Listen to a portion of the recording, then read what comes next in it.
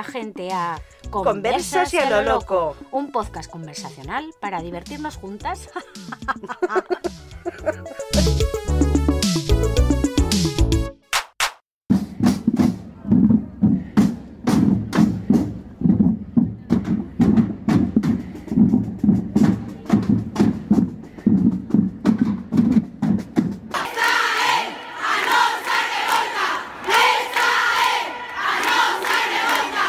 ¡Aquí estamos las feministas!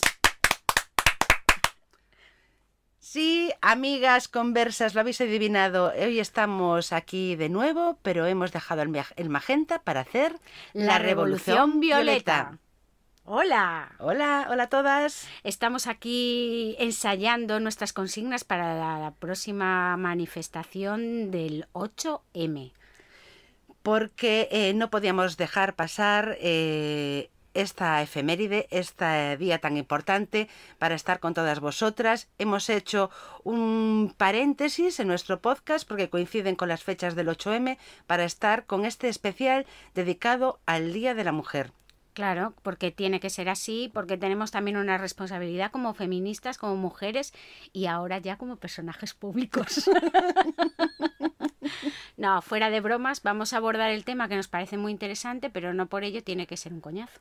No, esperemos que sea lo más entretenido, lo más ameno, en que también se pueda aprender alguna cosa dentro de lo poquitas cosas que sabemos nosotras, porque hablamos de todo, pero sabemos de nada. Bueno, de casi nada, alguna cosa. Pero tenemos eso, 50, tenemos una experiencia detrás que nos da la edad. Exacto. Que para algo tiene que servir, digo exacto. Yo. Y queremos compartir todo esto pues con todas vosotras, queridas amigas, escuchantas y conversas. Exacto. Así que nada, pues si estáis preparadas, os tenemos ya calentito un programa. Bueno, pues creo que va a ser muy interesante. Por lo menos nosotros lo estamos preparando con mucha ilusión y vamos a ello. Muy bien, Ana, con J. ¿Por dónde empezamos? Pues vamos a empezar por el principio, ¿no? Hablando de las olas del feminismo, por ejemplo. Por ejemplo, de las 4, ¿no? 4 olas, sí. Ahora estamos en lo que se llama la cuarta ola, que es muy extensa, muy amplia, muy arrolladora. Viene el tsunami. Sí. Prepárate, patriarcado, que viene el tsunami. Prepárate. Bueno, pues nada, ya sabéis que a lo largo de la historia se cuentan como que ha habido 4 olas. La primera en el siglo XIX, que fue con el despertar de la conciencia de la mujer, del feminismo. Veníamos del siglo de las luces, que las luces eran para unos pocos, porque menudo siglo el XIX, en que sí, los derechos del hombre, el siglo de la razón, pero las mujeres nos han dejado en esa época totalmente marginadas y es más, recluidas. Fue cuando se nos recluyó en casa realmente y se nos impusieron unos cánones de honestidad, castidad, pureza, dedicación a la familia, abnegación. Y que eso ha sido muy difícil de quitar, ¿eh? Y incluso, sigue siendo. Exactamente. ¿Qué pasa? Que en aquella época es verdad que estaba como más clara la discriminación porque era mucho más visible. Sí, pero al mismo tiempo estábamos mucho más invisibilizadas. Más difícil, claro, estamos mucho más invisibilizadas. Mucho más complejo. Ahora es más fácil, digamos así, porque tenemos más medios y bueno, podemos hablar más y podemos alzar la voz, pero está más invisible.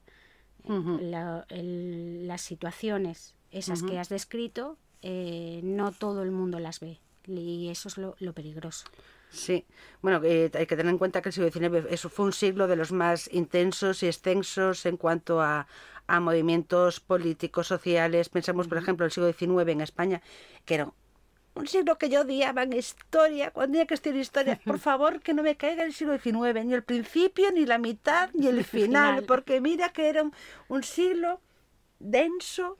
No quiero decir tacos, me he propuesto no decir tacos en este podcast, pero... ¿Pero por qué no? Pero si nos encanta blasfemar. Y voy a utilizar una palabra en mi cuerpo, era un coñazo. Eso sí que era un siglo coñazo. Que nosotras, un Kit Kat, utilizamos mucho la palabra coñazo, aunque se esté intentando cambiar la forma del lenguaje y está bien, pero cuando una lo utiliza desde su punto de vista feminista y porque nos da la gana, Sí. pues creo que tiene que estar permitido y Tiene cada que estar uno permitido. lo- Igual cuando veo a una efectivamente. amiga mía muy amiga, le digo, qué cabronaza, ¿qué pasa? Pues me Exacto, gusta igual, decirlo y exactamente. no es para que lo tomen a mal. No, porque Ahora que me estamos lo a... digan a mí una persona que yo no conozca, Eso es otra vamos, cosa, eso es otra eso es otra cosa, cosa. sí. Eso es como tú puedes hablar mal de tu hijo, pero que no hablen los demás. Exacto, Efectivamente. exacto. Bueno, pues decíamos, esa fue la primera ola con grandes mujeres que se replantearon la situación de la mujer, cómo salir de esa opresión que teníamos las mujeres en ese horrible siglo aquí de nuestra querida Galicia. Somos nosotras. Yo tengo que mencionar a dos grandes mujeres, por no mencionar a muchas más, porque las hay. Pues tenemos a Concepción Arenal, y tenemos, por ejemplo, a Pardo Bazán, Emilia Pardo Bazán, que hablaba de la situación de cómo las mujeres pues eran internadas, eran minusvaloradas. Fue cuando empezamos a ser menores de edad, que ya lo éramos, pero se nos empezaba a tratar como menores de edad, que dependíamos siempre de la tutela del hombre, para todo, del hombre o del Estado. Y de los maltratos, por ejemplo, Emilia Pardo Bazán hablaba del hombre maltratador. Tiene varios artículos hablando sobre esta lacra que Pues sí. nos lleva atormentando pues desde que la historia es Ya historia. se atrevió a verlo y a decirlo. Ajá, exacto. Luego tenemos la segunda, lo que sería una segunda ola, que sería de finales, también podrían estar metidas en esta segunda ola. Bueno, la segunda ola se habla de finales del siglo XIX, principios del XX. Fue cuando ya la mujer empezó a reclamar otros derechos, aparte de los que ya venía reclamando, porque no se había solucionado nada, reclamando otros derechos como era el derecho al sufragio. Que teniendo el derecho al sufragio, a la capacidad de voto, pues también se nos reconocía otros derechos como a manejar nuestra propia economía. Y ahí pues ahí ya pues ya no éramos allí las sufragistas, las primeras feministas ya eran tildadas de locas, de amorales, inmorales, todo lo que veníamos arrastrando a lo largo de la historia, que ya éramos tildadas de brujas, malas, putas. Pues aquí todo eso agravado con el hecho de que las mujeres, utilizando los medios de la época, aprovechándose también de esa propaganda que utilizaba el patriarcado, que utilizaban los hombres, pues para difundir sus ideas y difundir la economía liberal patriarcal, y continuación de lo que era la revolución industrial, que dio después paso a todo lo que eran las fábricas, la explotación de los hombres, de las mujeres. Bueno, me estoy desviando. Pues esas sufragistas pues empezaron a utilizar lo que eran los medios de difusión de la época, y era un feminismo, no lo olvidemos, hermanas conversas y escuchantas, un feminismo violento. Que se tiraban debajo los caballos para llamar la atención. Que incluso pusieron bombas. Que no digo yo que haya que ponerlas ahora, pero que no olvidemos eso, de dónde venimos, ¿eh? Que había mucho sufrimiento detrás para llegar hasta ese punto. Por eso no hay que perder lo que se ha conseguido. Exacto. Porque ha sido una lucha encarnizada y lo dices bien.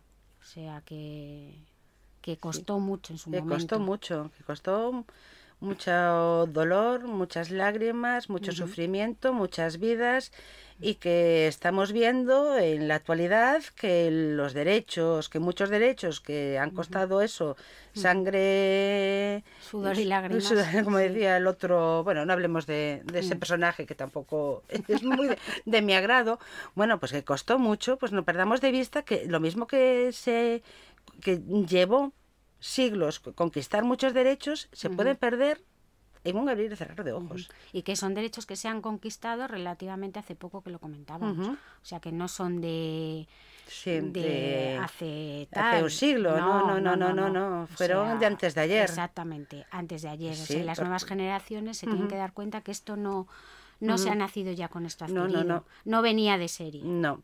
Ha sido un extra que ha costado mucho. Nosotros somos mujeres de 50 años y yo recuerdo a la época de mi madre. Recuerdo en el 75, 76, que debía tener yo 7, 8, 9 años, que empezaba a ver en televisión, a verse anuncios como mujer, este es tu banco. ¿Por qué había esos anuncios? Porque hasta ese momento mujeres como mi madre no podían tener su cartilla de ahorros, no podían irse a visitar el extranjero sin permiso del marido, ni comprar un piso, ni disponer de su propia herencia. Tenían su herencia, sí, pero si querían vender cualquier propiedad, tenían que pedirle permiso al marido. Exactamente. O sea que estábamos como en la época de los romanos, dependiendo del pater familias. Sí, sí. Y bueno, la época de, tú dices eso, de la infancia, pues muchísimas cosas. O sea, que ahora las ves y dices, madre mía, aparte de todos los derechos que ahora tenemos y que antes no teníamos, pues también la educación que había era totalmente, o sea, heredada de la época anterior. O sea, a pesar de que se consiguieron cosas, estaba una cultura tan enraizada y tan machacada y tan metida en la gente que ha costado muchísimo quitársela de en medio. Sí, yo tuve la suerte de, bueno, yo estudié en colegios públicos toda mi vida y tuve la suerte de dar con profesoras pues que te abrían, no digo que te abrían los ojos, pero sí que te decían que tú podías hacer todo lo que te propusieses. Y se lo decían a las alumnas también, no solo a los alumnos, que esos ya venían con eso puesto ya de serie. Pero a nosotras nos inculcaban ese sentido de que podíamos hacer todo lo que quisiéramos, lo que nos propusiésemos. Si queríamos ser profesoras, médicos, médicas, bueno, todo, científicas, podíamos, o sea, tuve esa suerte, ¿no?, de tener esas profesoras como referente. Ahora, lo que me doy cuenta ahora es que todos los referentes que nos venían en los libros de texto eran hombres. Eran hombres. No había ni pizca ni una línea de todas esas mujeres. No. Ni una. Yo no sé aquí en Galicia, porque yo estudié en Salamanca. Pero yo te digo, en Salamanca no teníamos ni idea de ninguna de estas mujeres. Ni de Clara Campoamor, ni de ninguna de estas. Nada, de cero. No. Y eran todos referentes masculinos. Y la historia era toda referentes masculinas. El arte era todo referentes masculinos. Todo. O sea que en cierta manera tenías una educación que era marcadamente masculina. Y ahora eso ha cambiado muchísimo. Yo lo veo, los libros de textos de mis hijos y tal, ha cambiado, pero todavía necesita cambiarse muchísimo más. Sí, porque cogemos los libros de texto. ¿Cuántas escritoras figuran en la historia de la literatura? Muy pocas. ¿Qué referentes hay que tienen ellos? Muy pocas. Muy pocos. Sí, eso es así. Yo recuerdo en mi época de literatura, el único referentes femeninos era o te hablaban de Rosalía de Castro, pero no pero era con una lectura de espíritu maternal, que era lo que te vendía. No ibas más allá de ver que era una persona que por primera vez le daba voz a las mujeres en su literatura, y luego pues otros autores que podía ser, por ejemplo, Fernán Caballero, del siglo XIX, cuando estudiabas el romanticismo. Y bueno, una chica de 16 años que lea a Fernán Caballero, que por encima se cambiaba el nombre, y leyese sus novelas como La Gaviota, es que aquello era infumable, lo siento, pero es que la literatura del realismo del siglo XIX, para una persona que ya viene con una cultura más o menos audiovisual, aquello era... Pues nosotros yo estudié en un colegio religioso, primero en un colegio público, pero bueno, después, o sea, cuando ya tenía 10 años, 11, cuando ya empiezas a ser un poco más tal, estuve en un colegio religioso. Y allí, o sea, mujeres, Santa Teresa de Jesús, es el referente literario. O sea, escribía bien, ¿eh? Sí, pero bueno, era su relación con Dios, Con Dios, un bueno. poco, a ver, Ujú. en fin. Que bueno, que hay que reivindicar esa Sí, figura, sí, ¿eh? sí, pero que bueno, Sí, que te pero que quiero era el decir único referente que porque tenía había muchas esa connotación escritoras. religiosa y se Sí, permitía. No exacto. se la ninguneaba ni se la No, invisibilizaba precisamente porque era una figura era una santa. era una santa y bueno, allí en Castilla y León, pues claro, Mm, tiene mm, mucho tal, en claro. Ávila, en Alba de Tormes, etcétera, entonces por eso. Mm, Pero bueno, no lo recuerdo, no mm, recuerdo ningún referente ujú, femenino. Sí que es verdad que yo noté un cambio muy grande cuando llegó la democracia y con la llegada del socialismo, pues sí ujú, que noté un cambio en el colegio. Un cambio primero, bueno, porque se hicieron mixtos los colegios y luego después porque se introdujo una asignatura, o sea, se obligaba por ley a hablar de sexualidad. Y era la primera vez que se hablaba de eso en ciencias naturales, que hasta ese momento, o sea, no teníamos ni idea de nada. ujú. Y también se hicieron orientaciones, estaba el orientador, el psicólogo que te hacía test, que, bueno, Ay, esos ahí test. esos test, tengo Esos test. la anécdota que te Sí, conté, sí, comenta la anécdota. que Que bueno, tu ya anécdota es muy buena que es con los buena, test. sí, porque nos hicieron un test de personalidad y de, bueno, también de cociente intelectual, etcétera. Y entonces yo pues nunca había tenido problemas en el colegio con nada, o sea, una chica normal, vamos, bien, armaba las mías, pero vamos, nunca tal. Y la única vez que, bueno, pues que me llaman a mis padres, la SOR, eh, con una carta que tienen que venir tus padres a una tutoría, y yo no sabía qué había hecho, porque realmente es que no había hecho nada. Y estaba pues súper nerviosa. Mi madre todo el día diciéndome, ¿qué has hecho? ¿Qué has hecho? Y yo le decía, te juro que no hice nada, Has que no, suspendido todo. que no, que no, que yo Has reventado aprobaba. una clase. No, no, no. Le has prendido fuego a tu Pues, pupitre. pues algo así, digo, algo ha pasado y yo no me he enterado. Entonces, pues además fueron mis padres, los dos, y recuerdo entrar en el despacho, que estaba la madre superiora, estaba el orientador y estaban mis padres y yo. Y entonces empieza a decir el psicólogo que, bueno, les hemos llamado porque creemos que su hija tiene un problema de sexualidad. Entonces mi cara era un poema. Y ¿Qué años tenías? pues tenía, pues iba a octavo de GB, Ujú. no me acuerdo ahora qué, 12 o añitos. 12 años. 12, 13, 14. Sí, Sí, una por ahí. cosa así. Y entonces mi madre se gira y me mira con los ojos de dos puñales. Digo, pero yo es que no sabía dónde Es un problema meterme. de sexualidad. ¿Qué has hecho? Claro, porque Loca. es un tema que además No es se tabú y tocaba, no se claro. No se tocaba y tocaba. tal. Y Y eso, la entonces, palabra sexualidad, me imagino que le dio a dar un síncope al oír claro, esa palabra. claro. Y digo, ay, se pensaría que me habían pillado con un chico o alguna cosa así, no sé. Entonces me pregunta, ¿a ti qué te gustan, los chicos o las chicas? Y yo digo, a mí los chicos. Bueno, aquello, yo de verdad estaba pasándolo fatal, pero fatal, y mis padres todavía peor. Pero ¿cómo le puede preguntar a una niña de 12, 13, 14 años si le gustaban los chicos o las chicas y qué les importaba? Pues que tenía un problema, y el El problema sexual era, eres una bicicleta. claro, el problema todo, ya mi madre nerviosa preguntando que qué es lo que pasaba, que me pasaba, y era porque en uno de los test, pues una de las preguntas era si hubieras vuelto a nacer, ¿qué te hubiera gustado ser? ¿Chica o chico? Y entonces yo puse chico. Y claro, pues ahí vino toda la movida pensando que, bueno, pues que a lo mejor me sentía niño y había nacido en cuerpo de niña, cosa que, a ver, para ser la época no me parece mal que el orientador lo viera y llamara... El orientador, que sería un psicólogo, Sí, pero es me un imagino psicólogo. la cara de las monjas cuando el Claro, orientador claro, lo... claro. Debe haber un revuelo Un revuelo un revuelo de... de hábitos corriendo por el O colegio, de sea, arriba para abajo. fue una Ana cosa... con J, Ana con Sí. J. Y entonces, claro, cuando me dicen eso y me preguntan por qué contesté eso, le dije, pues no, yo no es que esté incómoda con mi cuerpo ni nada por el estilo, digo, pero claro, yo digo, veo en mi casa y a mí me gustaría después de comer sentarme como mis hermanos y no tener que fregar los platos, mi hermana y yo como mis hermanos.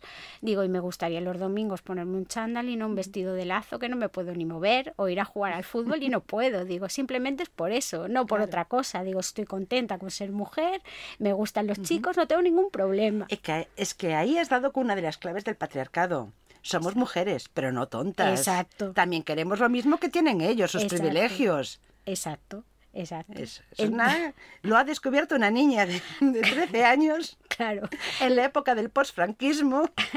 La reunión se terminó con un puff de alivio de mis padres y diciendo, te voy a matar cuando llegue a casa. La que nos has hecho pasar. Hija, bueno, pues es que es lo que opinaba y es así, o sea, y eso es una muestra de que lo que dices tú, que tontos no somos. Claro. Que algo estaba mal y había que cambiarlo. Claro.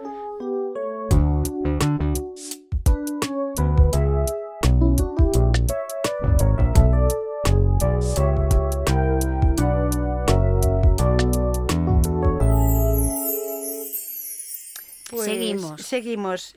Nos quedamos en la segunda ola. Vamos por la tercera, siglo XX, más o menos años 60, por ahí, hasta el final del siglo XX, la revolución sexual.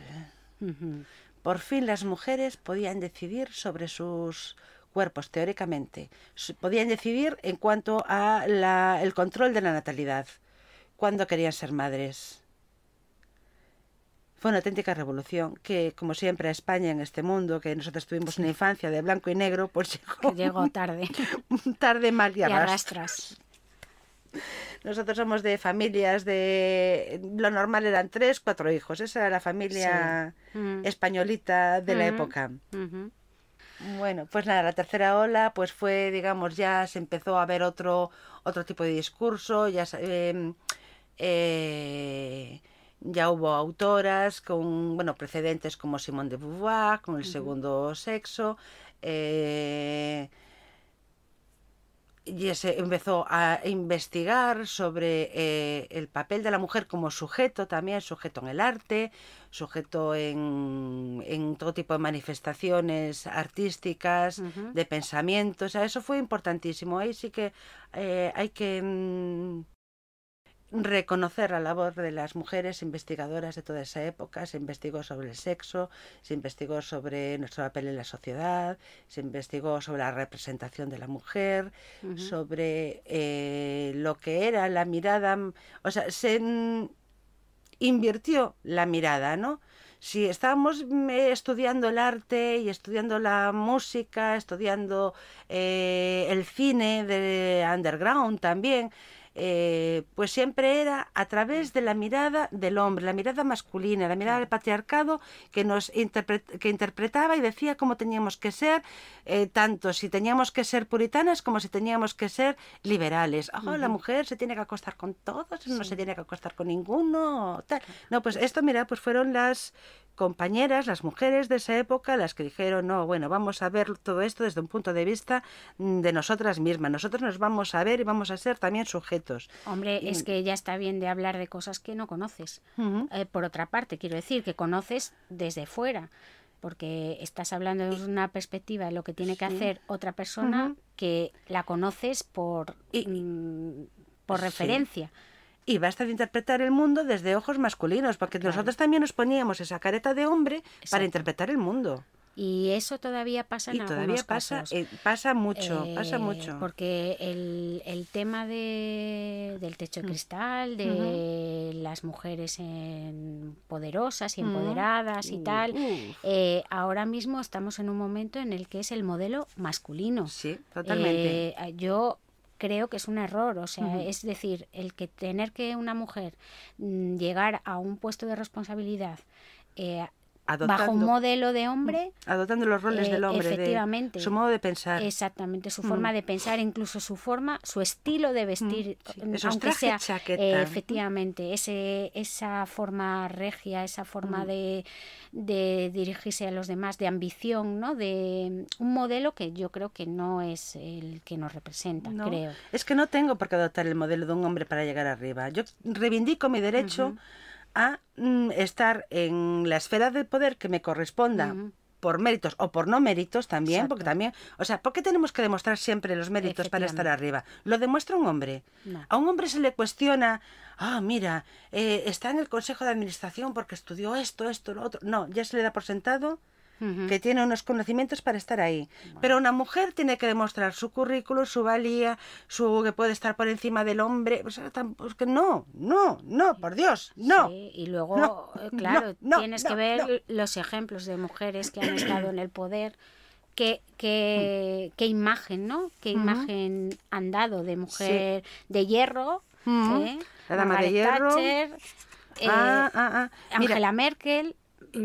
Mira, te quería, al hilo de esto, un libro, pero ya tiene unos añitos, que es del año 2018, que es de Mary Beard, que es una especialista en historia clásica de Cambridge, que tiene un libro que a mí me gustó mucho porque aborda todo esto, ¿no? Que se llama Mujeres y Poder. Entonces habla de la representación de la mujer y el poder a lo largo de toda la historia, desde los mitos clásicos hasta la actualidad, y se fija en un modelo que tiene muy presente su país, de Margaret Thatcher. ¿Qué hizo esta mujer para llegar al poder? Bueno, aparte de muchas otras cosas, bueno, es una tía con su carrera, con su familia, con su estatus social, pero tuvo que ir a clases con un foniatra para cambiar la voz. ¿Por qué?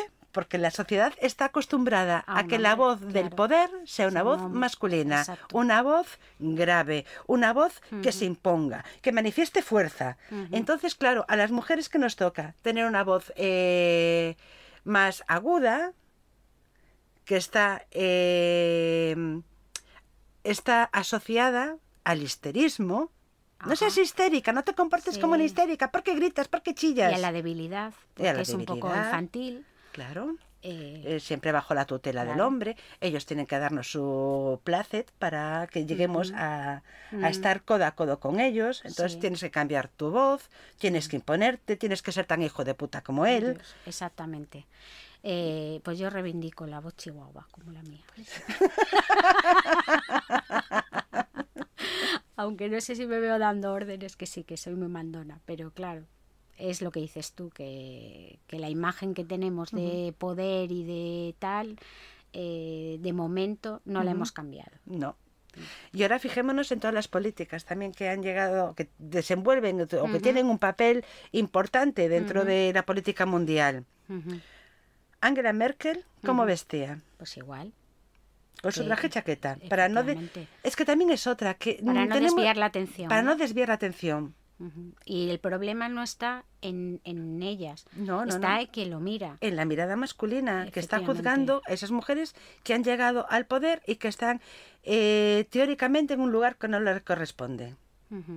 Efectivamente, es así. No juzgan sus políticas, juzgan que esté ahí. Que yo no comparto para nada las políticas que hizo. Bueno, Dios me libre, ya sabes cómo soy, vamos. Eso te iba a decir, vamos, que vamos. No compartir la política de Margaret Thatcher con todo lo que hizo en su país y fuera.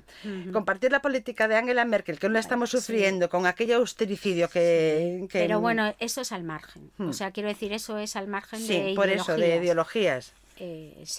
Pero bueno, toda mi solidaridad con todas las compañeras. Sean Angela Merkel o no. Pues sí. Tenemos, a ver, es verdad que cada vez hay más mujeres que pues lo vemos en España, en partidos políticos y demás. Pero cómo se nos juzgan, Pero sí, se juzgan que mucho. Puedes estar de acuerdo no con su ideología o con las políticas que está llevando a cabo, pero a todas las mujeres, sean de derechas, de centro, de izquierdas, que siempre se la están cuestionando y juzgando por el mero hecho de ser mujer. Y lo peor de todo, lo comentábamos antes, es que nosotras mismas somos las que más nos criticamos. O sea, una parte de las mujeres, no todas. Pero hay una parte de mujeres machistas que es el peor problema que hay, porque si no hay unidad entre todas las mujeres y no son todas capaces de ver esta situación, es que hay un problema, porque si dentro de tu propio equipo hay alguien que tira para atrás, estamos perdidos, y ese creo que es un grave problema que hay que acabar.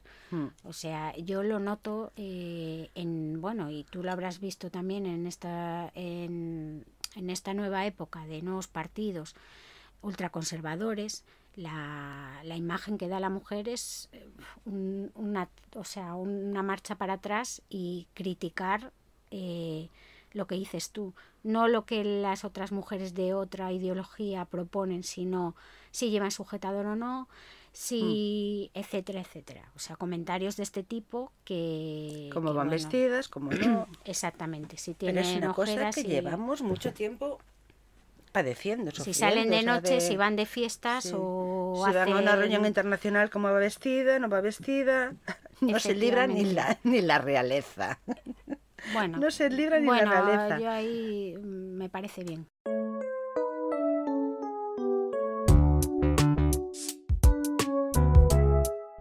Yo soy conversa y a lo loco. Yo soy conversa y a lo loco.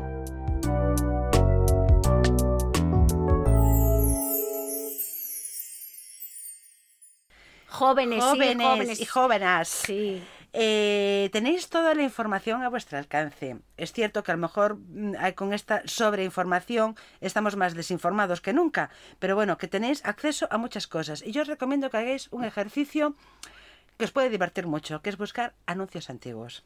Son buenísimos. Son buenísimos. Entonces, para que veáis cómo la publicidad puede manipularte.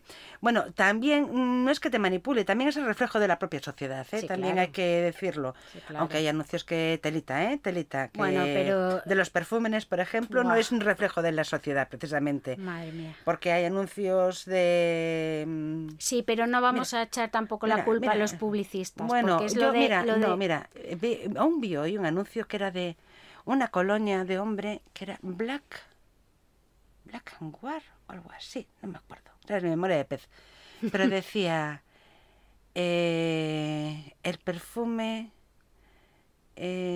¿cómo era la frase? Era muy buena. Para el hombre violento dulcemente, la violencia más dulce del hombre, o algo así. Mira.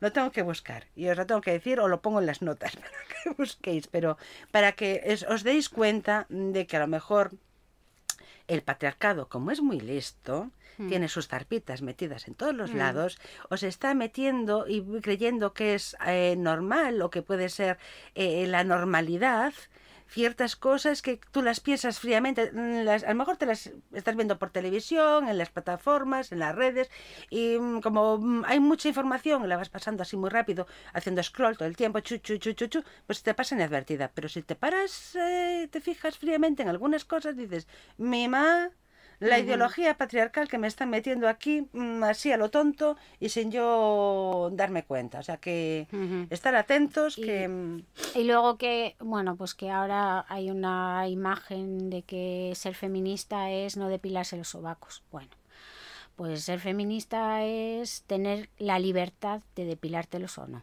Simple y llanamente. O sea, no significa ni que todas no lleven sujetador, ni que no se depilen, ni que no tal, sino simplemente que cada una decida lo que quiere hacer. Mientras vayas limpia y orea, pues ya está. O sea, igual que los hombres tienen la libertad de depilarse todo el cuerpo o no depilarse, lo que por cierto me parece horrible, o sea, lo siento, si hay alguna por ahí que tenía alguna fantasía conmigo, si está depilado completamente, que no la tenga. Claro, a mí tampoco me gusta, pero yo creo que también... Porque, vamos, es que es la infantilización de los cuerpos. Bueno, pero... Creo yo, me parece una infantilización de los cuerpos. Yo creo que estamos Hay también... que tener pelos donde hay que tenerlos. Sí, yo estoy contigo, pero... Ahora que lo haga, vamos, que me parece muy bien, que si quieren pero hacerlo, yo creo que eso también tiene que ver con nuestra educación de... No, a mí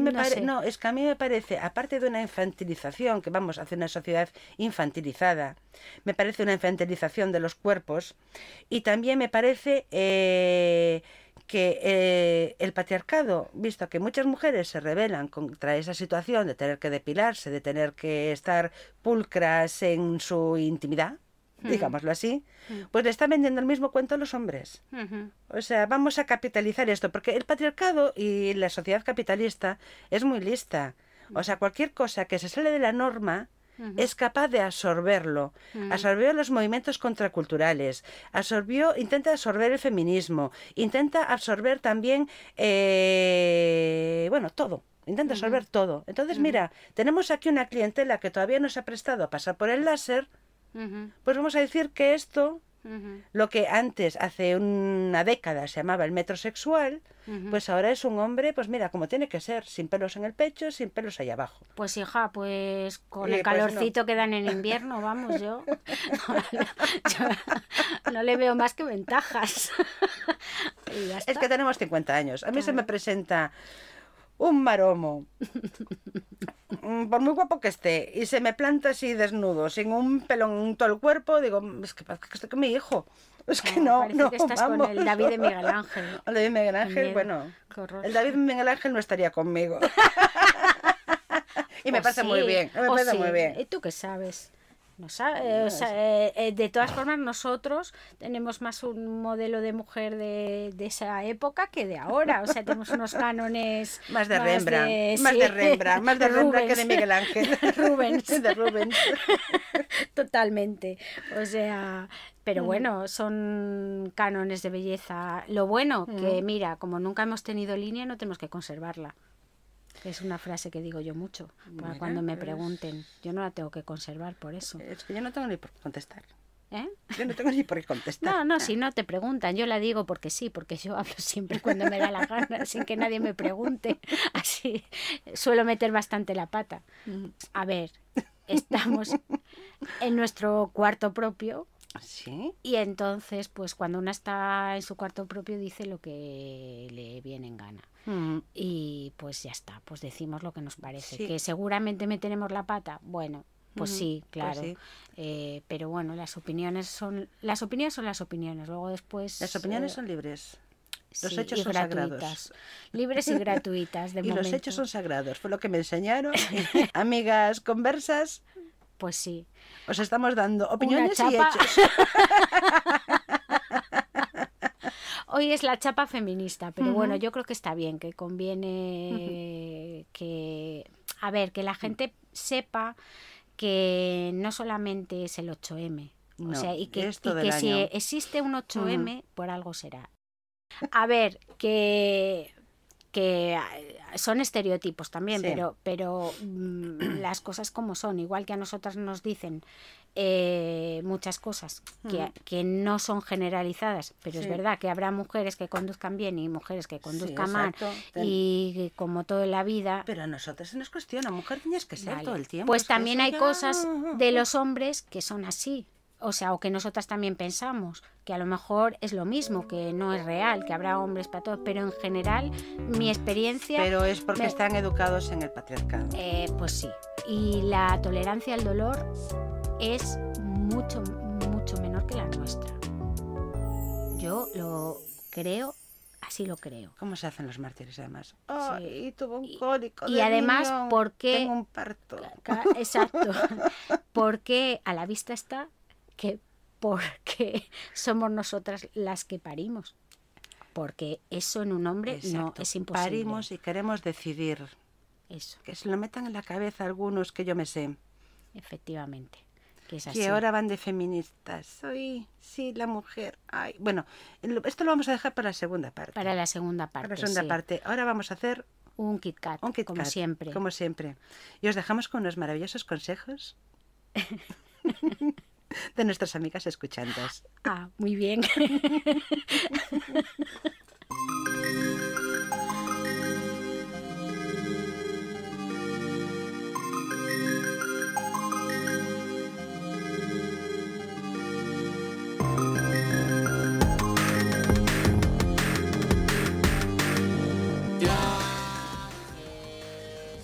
El hombre esclavo ha redoblado sus fuerzas y ha necesitado apelar a las tuyas para romper sus cadenas. Pero una vez en libertad ha sido injusto con su compañera. Oh, mujeres, mujeres, ¿cuándo dejaréis de estar ciegas? ¿Qué ventajas habéis obtenido de la revolución? Declaración de los Derechos de la Mujer y la Ciudadanía. Olimpia de Gush. Las mujeres solo deben doblegarse a la autoridad de la razón, en lugar de ser las modestas esclavas de la opinión. Mary Wollstonecraft. ¿Cómo hay dos criterios? Uno aplicable al mal que hacen a las mujeres y otro al que pueden hacerse los hombres entre sí. La razón de esto es la supuesta inferioridad de la mujer. Nada puede ser mutuo entre los que no se creen iguales. Concepción Arenal. La educación de la mujer no puede llamarse tal educación, sino doma, pues se propone por fin la obediencia, la pasividad y la sumisión. Emilia Pardo Bazán. Toda opresión crea un estado de guerra, y esta no es una excepción. Simone de Beauvoir.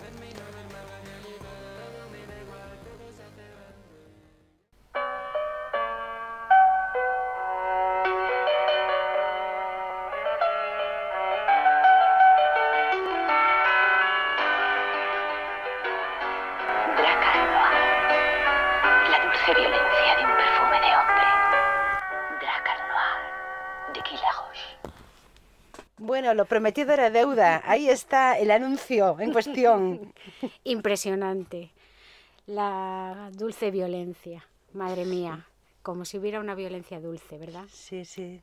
Pues eso no es de hace mucho. No, es de los años de nuestra adolescencia, de los años 80. O sea, para nosotros de hace 2 días. Hace 2 días, porque seguimos siendo unas adolescentes. Exactamente. El fondo y el cuerpo no nos sigue a nuestra mente, pero no sé en qué momento se ha ido evolucionando sin... Esto me recuerda a Las chicas de oro, Total. Sicilia, Sí, 1939. Una mujer de pechos turgentes, pues esto es Vigo, años 80. Una jovencita de cuerpo turgente y hombreras de espanto, de infarto. Sí, qué bueno que se vuelven a llevar, porque todo vuelve. Esperemos que lo del anuncio no. Eso es lo que hay que parar, que es un asunto serio. Y que vemos que sigue, que ya está. Que sigue, y no solo sigue, sino que va incluso a peor. O sea, llevamos un año terrorífico. Y ahí están las compañeras que ya no están, por las que saldremos el 8 de marzo también a la calle a manifestarnos, porque basta ya es... Sí, es un problema serio que además creo firmemente que nunca se va a poder solucionar hasta que la gente no se dé cuenta realmente de lo que pasa. O sea, de que seamos conscientes de que es un problema y de que tiene que salir de nosotros, porque por muchas leyes que hagas y por muchas normas que pongas, si no hay conciencia de que eso está mal y que eso no puede pasar... Y si no se quitan desde la educación también ciertas actitudes y ciertas maneras de pensar que son dañinas, pues no se va a poder evitar esto. Siempre que haya personas, hombres, que crean que la mujer es de su propiedad, esto no se va a erradicar. O sea, tenemos que tener conciencia de que las cosas se tienen que hacer porque realmente hay que hacerlas, porque está mal. Somos capaces de discernir lo que está bien y lo que está mal. Y eso está mal. Y no somos propiedad de nadie. Efectivamente. Ni nadie nos tiene que dar lecciones de nada. No somos... ni las hijas, ni las princesitas, ni las tontas del bote a las que le tienen que decir cómo tienen que vivir su vida. Efectivamente. Estés o no estés con otra persona.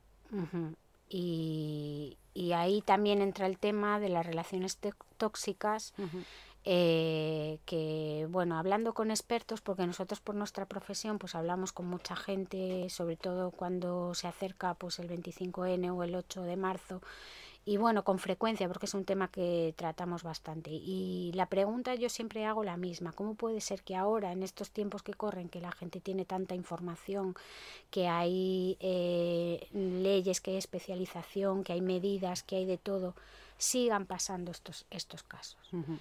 Y entonces dicen, pues sí, efectivamente, o sea, siguen pasando, porque hay una serie de cosas que están, una serie de cultura que sigue ahí enraizada, que está normalizada, que no la vemos, que es más invisible, lo que hablábamos antes, y que al final se normaliza, y cuando se normaliza evoluciona hacia una zona peligrosa que puede acabar pues como está acabando desgraciadamente, porque cada mes, por desgracia, tenemos que contabilizar una víctima mortal y basta ya. Sí, y hay que pensar que también que detrás de cada víctima mortal no solo hay un acto puntual de que un hombre ha matado a una mujer, es que detrás de esa víctima mortal pues hay una historia de auténtico terror que ha durado meses, años, de una víctima conviviendo con su verdugo o tratando con su verdugo, y eso es algo que no se puede consentir, no se puede llegar hasta ese punto. Efectivamente, y que todavía hay un problema que existe y que persiste, y es que no se acaba todavía de creer a la mujer en muchas ocasiones.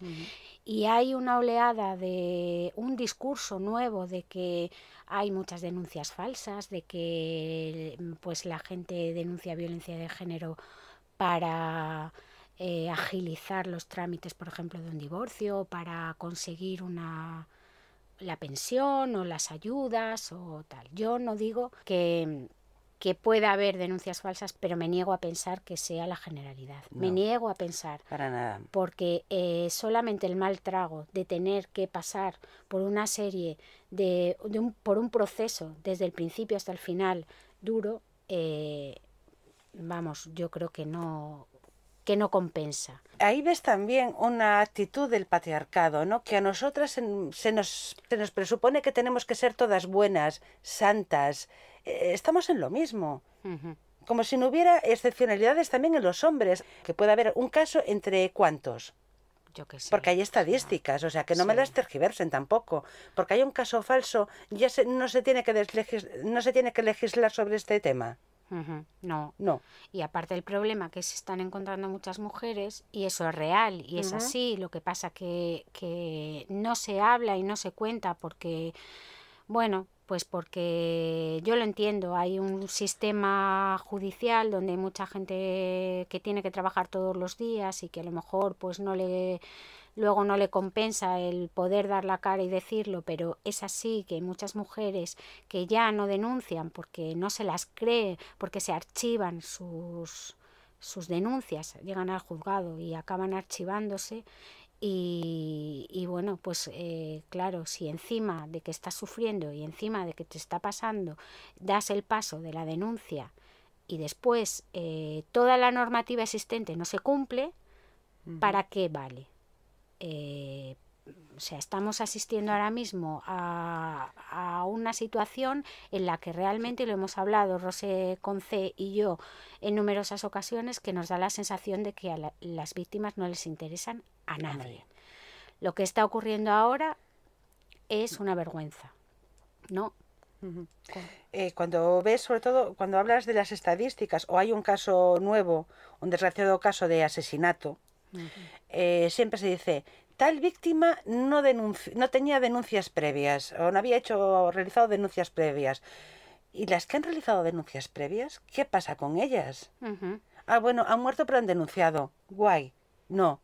O sea, hay que ver ¿por qué no denuncia la víctima que no ha denunciado? Que muchas veces es porque sabe que en muchos casos el presentar una denuncia supone también su sentencia de muerte.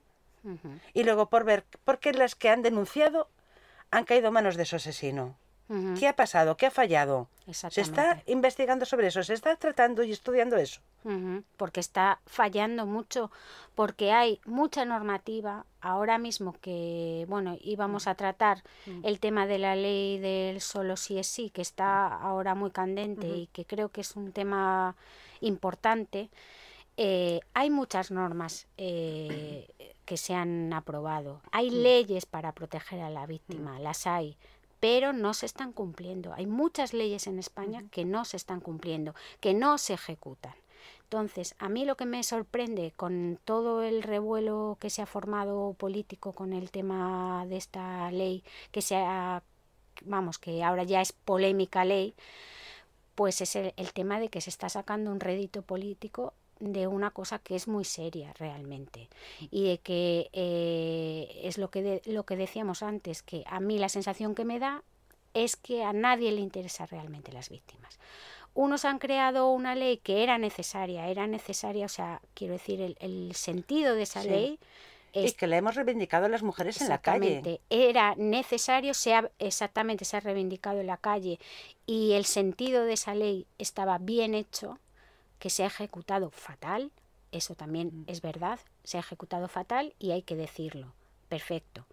Pero unos por premura, quizá por sacar rédito, decir la he aprobado y la he sacado adelante, y otros por criticar las consecuencias negativas que está teniendo. El caso es que ha habido un rifirrafe que con otras normativas que se han puesto en marcha y que no se ejecutan, no está pasando. Y, por ejemplo, hablamos del Estatuto de la Víctima, que es una normativa que se aprobó en 2015. En 2015 y estamos en 2023. Y muchas veces no se cumple. Hace nada, salía el caso de una mujer que su violador pues salía por un permiso, ¿vale? La mujer tenía miedo. Su maltratador salía de permiso y ella tenía miedo porque nadie le había avisado de que salía de permiso. Y él, antes de entrar en prisión, le dijo: si voy a prisión, el primer día que tenga un permiso voy a ir a por ti y te voy a matar. Esta mujer salía en redes sociales diciendo que tenía miedo, que no le habían avisado, cuando el Estatuto de la Víctima exige, y claramente lo pone, que te tienen que avisar de todas las cosas que vaya pasando del procedimiento referente a tu agresor o a esa persona. Y no se le avisó, no se ejecutó y no pasa nada. Y nadie ha salido manifestándose, ni ha dicho nada, ni se ha hablado en el Congreso, ni se habla de nada. Pero como ese ejemplo hay muchísimos más. Entonces, realmente lo que estamos viendo es una lucha por a ver quién la tiene más larga, sí, sinceramente. Exactamente.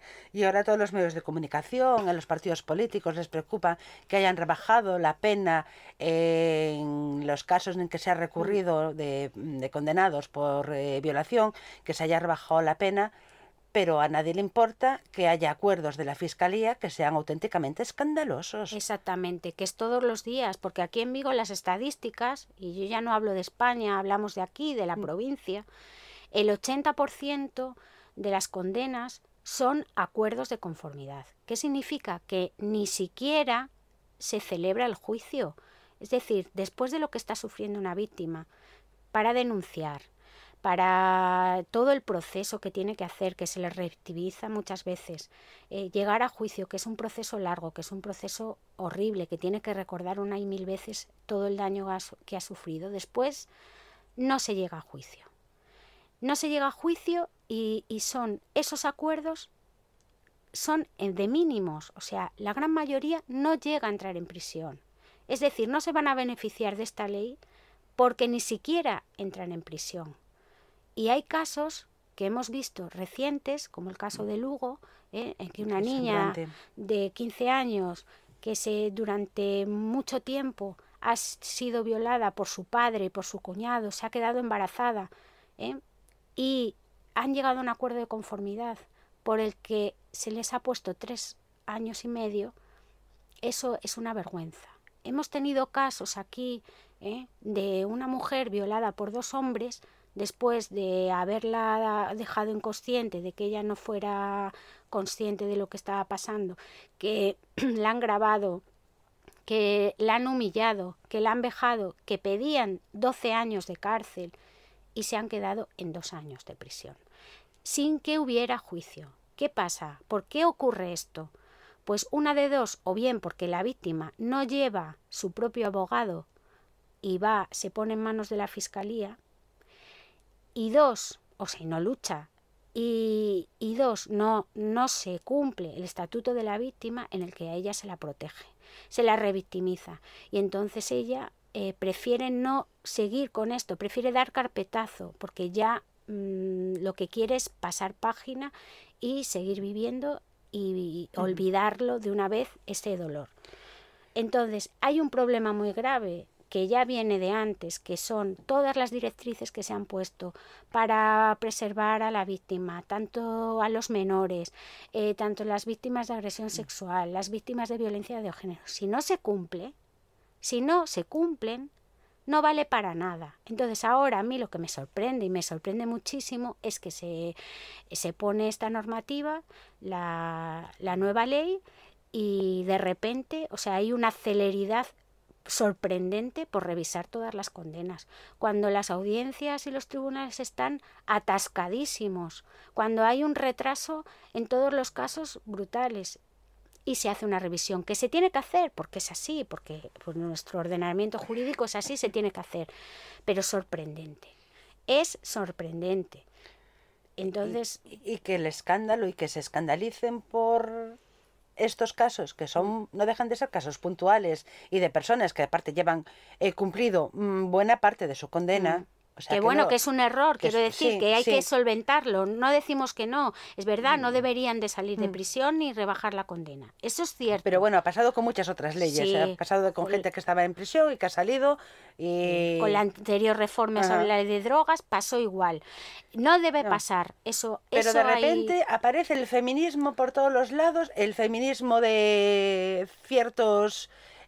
partidos y ciertos medios de comunicación que no les han importado nunca todas estas cosas que hemos contado, ni de que no se cumple el estatuto, ni de que no avisen a las víctimas, ni de que no se pongan dispositivos de vigilancia, ni de que se den órdenes de protección, etcétera, y eso es otro, que además que las propias mujeres víctimas son las que pagan la pena. Me refiero a que en vez de ser la vigilancia que esté puesta sobre el maltratador, se la ponen a ella, que le limitan la vida. O sea, pero ¿en qué mundo vivimos en que luego la víctima se convierte en prisionera? Exactamente. ¿Por qué no están vigilados? Porque no hay medios suficientes para... También eso es así, porque no hay medios suficientes para toda la cantidad de casos que hay. Porque hay muchísimos casos y cada vez hay más, entonces los medios son los que son, y quizá habría que replantearse, pues primero, más medios, segundo, más especialización, que eso también está incluido en esta nueva ley tan polémica. Es que no solamente es esta ley, si os la habéis leído, y yo conmino a la gente a que lo haga, yo no me la he leído entera, y no solamente habla de rebaja de penas, no solo son, o sea, quiero decir, no solo para rebajar penas. Claro, o sea. Es verdad que ha habido un error y eso hay que subsanarlo.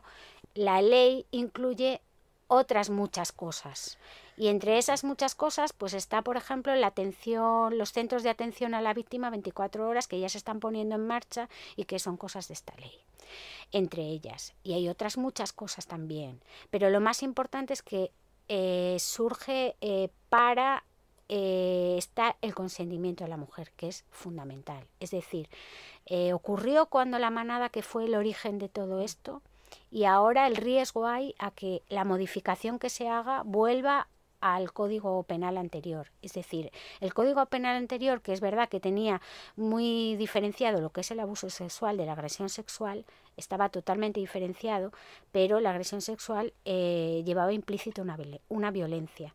¿Qué pasa? Que la violencia entendida como con que una violencia física, pues sí, era así, con una violencia física, pero que una persona que esté en una situación de desvalimiento por completo, que no se pueda defender, que no sepa dónde está porque la han drogado, porque ha bebido, porque puede beber y sentirse mal, y esté rodeada de 5 o 6 personas, que no la peguen, no significa que no haya que no sea forzada, porque cualquiera de persona se ve rodeada de 4, de 3 o de 5 personas que se están...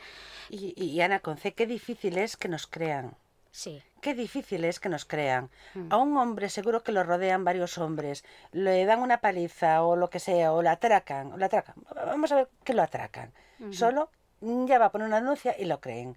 Pero una mujer tiene que demostrar pues que si estaba bajo los efectos del alcohol, que si no estaba, que si dijo que sí, que se dijo que no, que si cayó, que si no cayó. Qué difícil es que nos crean. Es que el problema está ahí, que en algunos casos de los que hemos visto muy mediáticos, el agresor entiende o interioriza que lo que ha hecho no es agresión, que ese es el problema. O sea, no es que haya depredadores sexuales sueltos, es decir, no es que todos los chicos sean depredadores sexuales ni nada. El problema de raíz es que ellos consideren que lo que están haciendo no es un delito o no es violento. Es que volvemos a lo de la mirada masculina. La mirada masculina es la cultura del porno. Exacto. Que se cree que una relación sexual entre una mujer en un pasillo de un edificio con 5 hombres que van de fiesta y se la montan con ella, se creen que es de lo más normal y que si ella no dijo nada es porque está de acuerdo. Y a lo mejor la mujer está, digámoslo claro, acojonada. Exacto. Y aparte que una chica haya tomado alcohol o bueno, pues, o lo que quiera, esté en una situación pues un poco más desinhibida y está en una situación totalmente de vulnerabilidad. Exacto. Pueda querer tener una relación con un chico, perfecto, pero si hay un momento en el que dice que no, o en un momento en el que ella no puede negarse porque no puede, porque físicamente está desvanecida o tal, hay que parar. Y ya está. Y eso no hay que sacar las cosas de quicio. Creo que es muy fácil de entender porque pasa en cualquier otra relación. Tú puedes estar con un hombre que te parece maravilloso o que te pone esa noche y vas a tener relaciones con él y llega un momento en que te parece desagradable el tío y dices, esto no es como yo, la imagen que tenía de él hace 2 minutos, me parece desagradable. Pues dices no y él tiene que asumir lo que no es no. Bueno, y de hecho te voy a decir una cosa. Ahora mismo se da mucho al contrario, o sea, quiero decir mucho al contrario. A ver, me voy a explicar. Está el famoso ghosting. Bueno, pero eso lo vamos a dejar para otro día, porque si no, ya sabes, nos enrollamos mucho. Aquí nos hemos puesto muy serias porque había que ponerse muy serias, pero no queremos acabar así. No. Tenemos alguna sorpresita para acabar. Sí. Sí, Ana con J. A mí es que Rosé con C me tiene totalmente sorprendida. Me suelta cada una, yo como si un espíritu libre. A veces no... Bueno, la sorpresa... Bueno, yo os voy a dar un consejo. No sé si es esa la sorpresa. Consejos tengo. Consejos os doy. Amigas conversas. Pues resulta que os voy a confesar que yo tengo una cosa rara. Soy un poquito rara en general. Y una de las rarezas es que no me gusta que me toquen el ombligo. Y le decía a Rosé con C. Porque como es un nudo, pienso que me voy a desatar. Y tú siempre estás desatada. Siempre estoy desatada. Claro, pero imagínate que te desatas, te salen las vísceras y todo ahí. Entonces digo, a mí no me toques el ombligo porque no deja de ser un nudo. Pero, hablando del ombligo, digo, bueno, es que es tan importante mi ombligo porque me recuerda a que he estado unida a una persona, como hija a mi madre mujer. Entonces, basta ya de que la expresión mírate al ombligo sea algo como egocéntrico, sino vamos a mirarnos el ombligo todos para darnos cuenta de dónde venimos. A ver, ¿de dónde? Del vientre de una mujer. Madre. Exacto. Madre que es mujer. No progenitor gestante. No somos progenitores. No, que entiendo muy bien que se haya añadido el tema de progenitor, pero a mí, por favor, si estamos luchando por un lenguaje también que nos incluya a nosotras, progenitor. Gestante. Lo de gestante, no.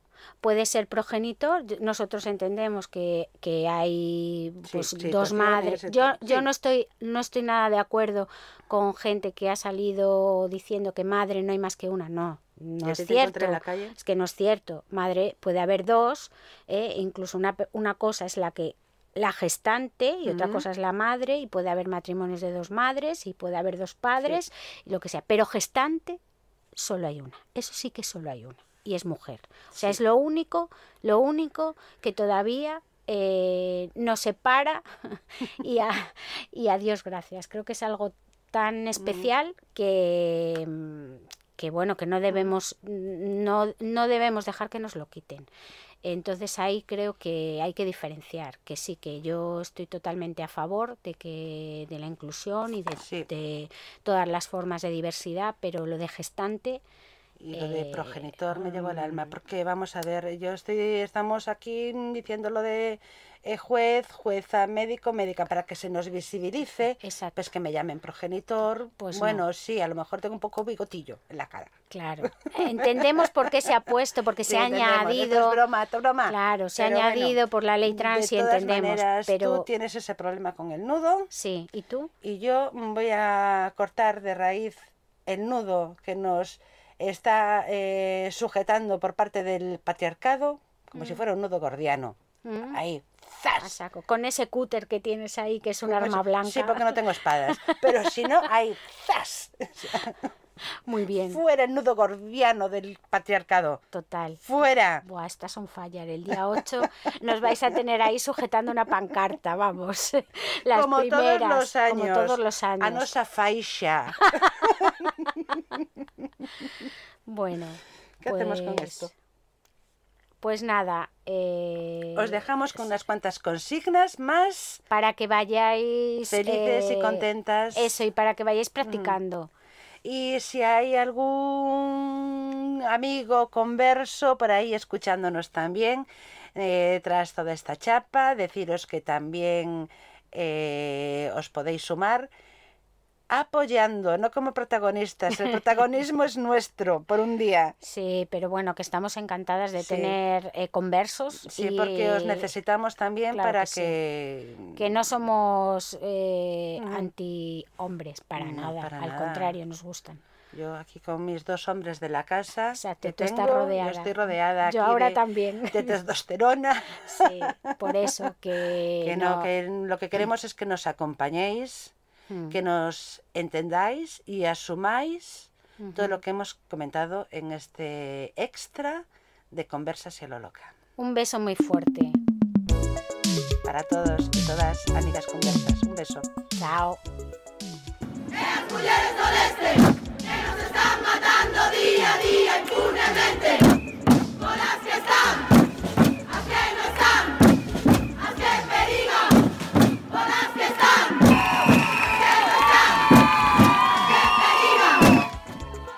Pues con el tema que estabas comentando tú, yo tengo una anécdota parecida con lo de los orientadores. También en mi colegio empezaron también con el tema de ¿qué queréis ser de mayores? Y yo había puesto científico así en masculino, porque era el referente que tenía, científico loco.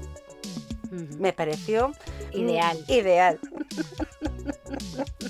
Y ahí se quedó, no me dijeron nada. Pues, no hubo reunión familiar, ni hubo nada. Era buenísimo el libro. Venía un montón de profesiones con un dibujito pequeño, y entonces me acuerdo que venía torero, modista, no sé qué, a mí me tenía fascinada. Y el que más me gustaba de todos era charlatán. ¡Charlatán! Me acuerdo yo de los charlatanes por las ferias. Sí, y entonces venía la foto, no era foto, era un dibujo de un señor con muchas corbatas, ¿sabes? Como que las vendía, y yo decía, yo quiero ser charlatán, porque este tiene que hablar mucho y esto tiene que ser divertidísimo. Yo me imagino, si a un hombre le tienen que retorcer los huevos como a nosotras el pecho, bueno, o que te pellizquen para hacerte una citología. Madre del amor hermoso, si a uno le apretan los huevos. En fin, no quiero decir... Mira, que te hago la prueba de Papá Nicolau. No quiero...